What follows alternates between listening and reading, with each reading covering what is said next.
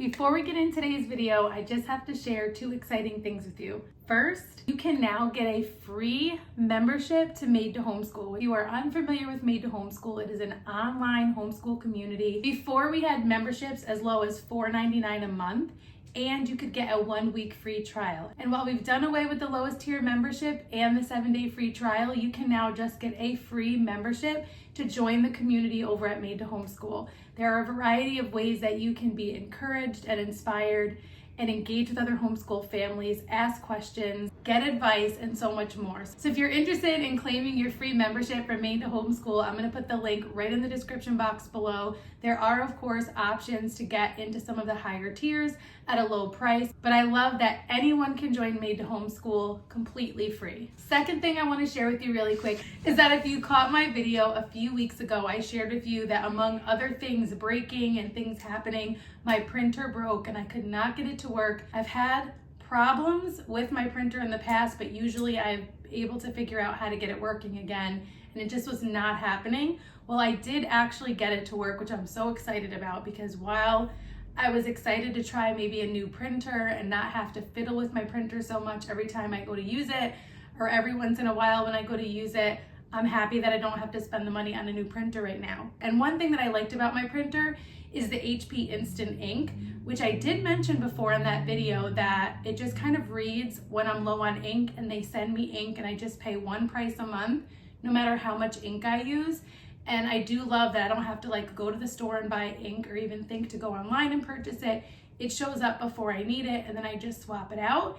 And what's really exciting is that since that last time that I talked about my printer breaking, HP reached out to me and gave me the opportunity to give you guys $10 off an Instant Ink subscription. So I wanted to show you a little bit about it. If you're unfamiliar, if you already have an HP printer that is fairly new, like mine's at least 5 years old, so it doesn't have to be super new. It should have the ability to pair with HP Instant Ink. And then all it does is it sends you a little box with your ink in it. And sometimes it's black ink and sometimes it's colored ink, and then sometimes it's both. It looks like this time around it detected that I just needed the colored ink, so I will be swapping that out. So if you want to try HP Instant Ink, you can use the link right in the description box below to get $10 off. Hey you guys, welcome back to my channel. If you're new here, I'm Christina, and in today's video I am so excited to talk to you all about how our April went and our May homeschool and life plans and goals. I did come to you just a couple weeks ago giving you my March recap and my April plans and goals, because I was like 2 weeks late, I think, by the time I got that video up, which is crazy. I wasn't even going to do it, but then I realized there were so many things I wanted to share with you, so I went with better late than never. There isn't as much to share because of the fact that it's only been a couple weeks, but I still wanted to take this opportunity to check in and hear from you guys how your April went and what plans you have for May. So let me know. I want to hear about all the things. The last couple weeks have been really good in some ways and really hard in some ways. As many of you may know by now, my oldest is graduating. He is our first graduate, and he is pretty much done with his coursework, which means that he is pretty much done with homeschooling. Even as I say that, it's really hard for me. I am definitely in a process of grieving and being okay with it, or trying to be okay with it, and really just understanding that grieving means that you're losing something that you loved. And so I have loved every minute, even the hard ones. When I look back, I wouldn't trade them for the world. I have loved and felt honored to homeschool my son. And so I don't know exactly what this next season is going to look like.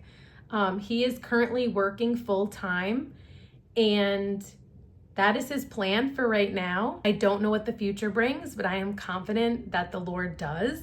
And I am just here to support him on his journey along the way, and to encourage him and still mother him, and still try to do as many read alouds and things like that at our evening family times to feel like I'm still kind of homeschooling him. So that is something that has been major in our lives right now, along with some things that have happened throughout the course of the last 6 to 8 months that have been very hard on our family and very discouraging, very faith shaking in some ways. So we're kind of still processing some things, and just allowing for that and realizing that we're human and sometimes grief takes time. Actually, I think I've shared about this book before, but one of the books that I've been reading that's been a huge encouragement to me in this area is by my friend Jess Herberger, and it is Peace in the Dark. So there was a chapter in here that talked about how in our culture, like the message is like to keep going, to stay strong, to show that you're strong, like that we can't be down, that we can't take the time to grieve. And what she really taught, I'm not going to do it any justice, but what she talked about in the chapter is how important and healthy it is for us to process feelings of grief, whether it's grief of like actually losing someone who has died, or the loss of a relationship or a dream or a season of life. And so it really encouraged me. And so if you feel like you need encouragement, this is Faithful Practices, Peace in the Dark, Faithful Practices as We Wait for the Light. Like, I cannot recommend this book enough. Another book that I've been slowly working my way through, I kind of like pick them up and put them down, but then I end up reading a chapter that is right on time. So this happened to me the other day, reading Hard is Not the Same Thing as Bad.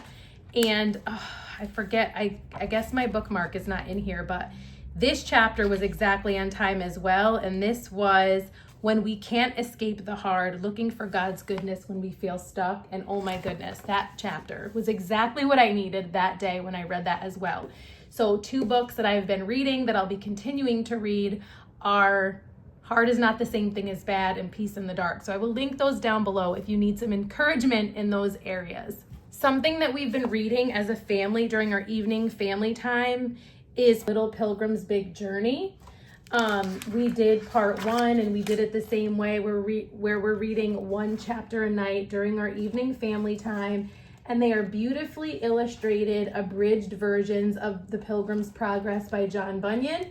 And they are written in a way that children can understand. And I love this so much because my whole family can read this and get something from it, and the youngest ones still understand.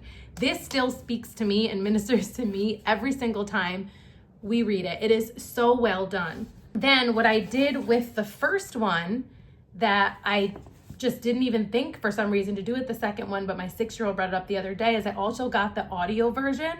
And so he likes to go back and listen to and flip through the chapters we've already done. And he also likes to go ahead.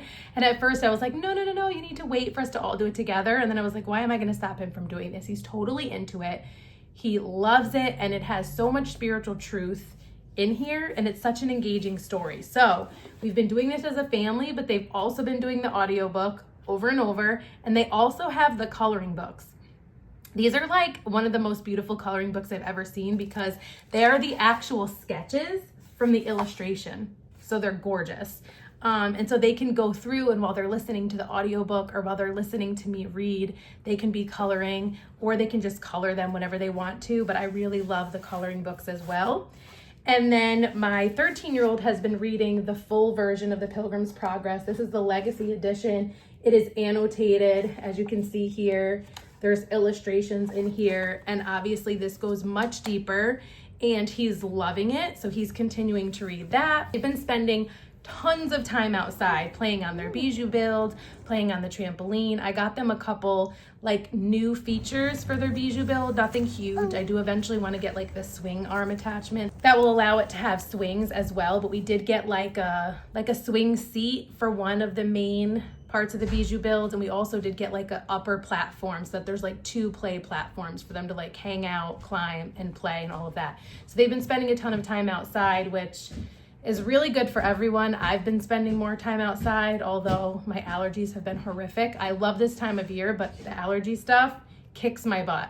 And I do stick with holistic stuff for that. So if you need any recommendations, like comment down below and I'll try to send you some things. But lots of time outside. I think I even have like a little bit of a sunburn from doing lessons outside earlier today. So less formal lessons because they've been doing so much free play. They've been playing in their mud kitchen, and they have a whole operation going where like one's the manager, one's the cook, one's the waitress, and then they invite me to come and dine at their outdoor restaurant. They've been having a blast. We have been staying fairly consistent with their independent work, my 13-year-old and my 9-year-old. And then I've been doing independent work with my independent work with my 5 and 6-year-olds where I'm doing their math and language arts with them. All of them are using the good and the beautiful. If you're new here, that's what we are using for our core subjects for math and for language arts. And we don't currently have a science that we're doing from them or a history. We're still doing Middle Ages from Gather Round Homeschool, which is family style. And we're also doing Intro to Psychology from Gather Round Homeschool, which is family style. Not for my 5 and 6-year-olds, although they do have like the student level workbooks for those ages. I've just chosen not to include them in those lessons, and I'll cycle back through those topics later on when I feel it's necessary. But my younger ones have been loving this brand new drawing book from the Good and the Beautiful. So we have a bunch of theirs, like birds and trees, and there's like, I probably 6 drawing books from them. Their newest one is Flowers and Plants. And I just love the simple step-by-step instructions. This is something that they can do independently. It builds their drawing skills, it builds their confidence, and they love it. So they've been using this. This is brand new. I will link this down below in the description box. And then I just have a couple other things to share with you that we've been doing as a family. So we're currently reading Jim Elliot from the Christian Heroes Then and Now series. These are missionary stories in case you're not familiar with them. So we're going to read Jim Elliot, and then we're going to read Elizabeth Elliot. So whenever we finish this, it should be sometime this month unless we move pretty slow through it and things get busy. Otherwise, we'll move on to Elizabeth Elliot whenever we finish this one. We've also been doing Taking Europe for Jesus. Gives a lot of world history, but it weaves Jesus and missionary work and the apostles and how Christianity spread and what they were up against and all of those things. And so we've really been enjoying this. There's also like maps and timelines and pictures and artwork that supports what you're reading. One of the other things that I really like about it are the prayer points. So at the end of every chapter, there are prayer points where it connects with what you just learned, but it also connects to how you can be praying in current day about that topic. So we will basically just be continuing what we're already doing. I don't know that we'll start any new units anytime soon. I do have some plans, some loose plans for our summer homeschooling that I'll share within the next week.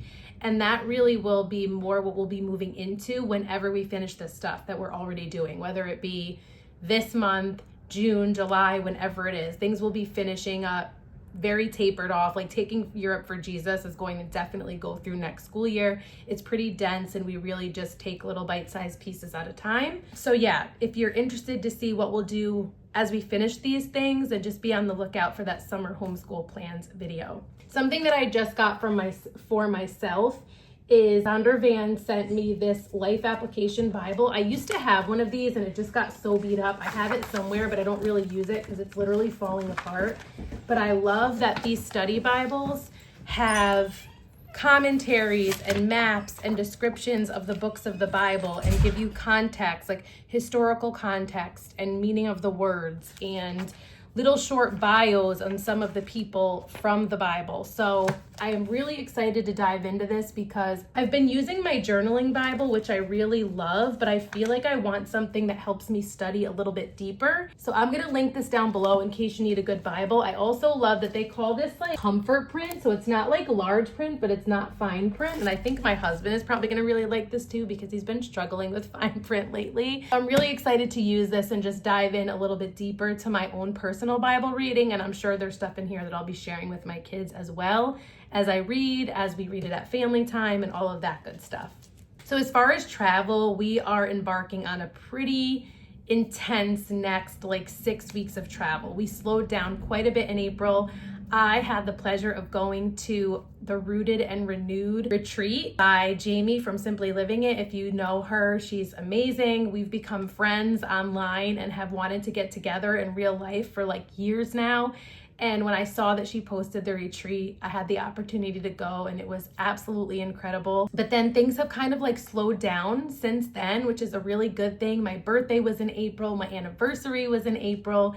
So April had so much beauty in it, even alongside the hard, which seems to be my theme of these videos lately, but I just want to be honest with the season of life that I'm in. May's gonna get kind of busy, so I'm gonna try to stay rooted as much as possible during that time. Keep in some of our rhythms, but also be gentle on us as we transition in a variety of ways. So Let me know if you have any questions about anything that I shared. Let me know if you've used any of these resources, and everything that I shared will be linked down below in the description box. If you're not already following me over on Instagram and you want to follow our crazy travels over the next month or so, definitely follow me there at rooted_homelife and Rooted Home Life Media. I hope to see you soon in one of my next videos, and until next time, stay rooted.